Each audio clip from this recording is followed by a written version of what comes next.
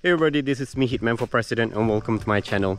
And today, what I have here with me is the Kawasaki Ninja ZX25R SE. It's a special edition that's brought into Malaysia just recently, and I am just fortunate enough to get a loan unit for me to test ride it. And what better to do than to bring it to my favorite place in the world, the Bukit Tinggi. This bike, I have a mixed feeling about it. Like I've said about it on my Instagram, I'm kind of 50-50. There are things that I like, there are things that I don't like, so let's get on right to it. The first thing I really like about this bike is the look. Look at it. It looks very similar to the bigger ones, the ZX26 or the ZX10R. And the green color really represents Kawasaki as the team green. Before I move on any further, it says here More Than Us. For those of you who may not know, More Than Us is a Malaysia's local motorcycle manufacturer. So they've got the right to assemble this bike and distribute it all across Malaysia. It's great. So look wise, 10 out of 10. Another thing that I really like about this bike is the suspension. The fork comes with the USD or upside down Showa fork. And the monoshock is the Kawasaki OEM monoshock.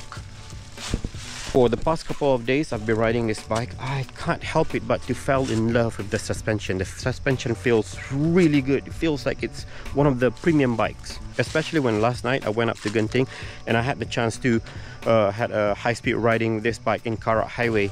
The suspension gave me a really good confidence, and I kind of took the corner at very high speed, usually that I would normally wouldn't take with my old SV650 or my Suzuki GSX-R 150.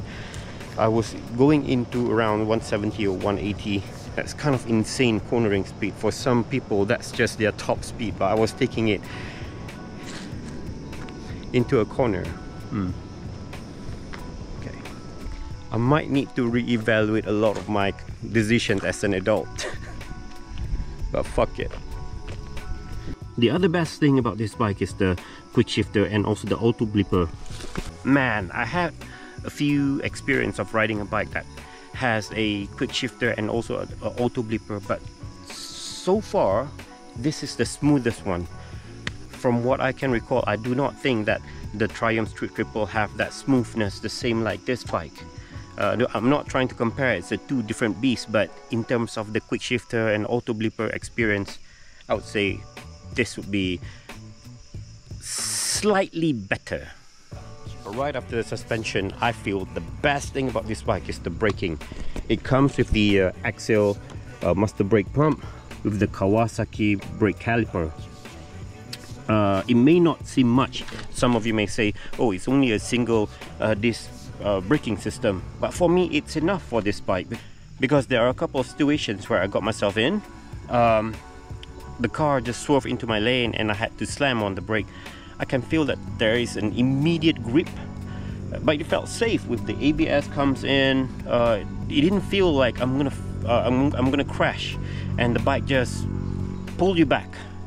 So the braking system is top notch on this bike. Now, something that I do not like, the performance. I know I'm kind of expecting a little bit too much, but at the end of the day, I have to understand that this is still a 250cc. Although it comes with a 4-cylinder, it produces about 46 horsepower. But I got to test it with a friend of mine who's riding the Ninja 250 with a 2-cylinder.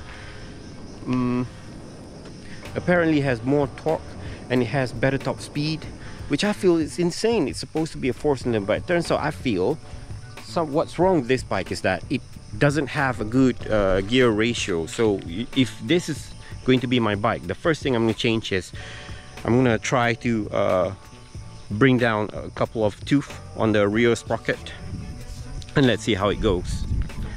With the current gearing setup, it feels like on a city riding, it's perfect.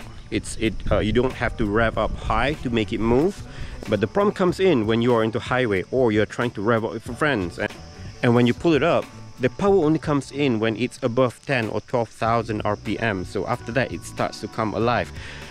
When it starts to come alive, it hits the cutoff.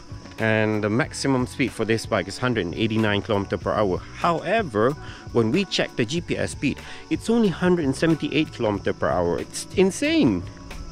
Gearing wise, it's got to change. I feel that there's a lot of potential on this bike. So that's it, guys. Thank you for watching this video. I had a great blast riding this bike. I hope you guys had a great blast watching this video too. Thank you for watching, and I'll see you guys in the next video. Goodbye.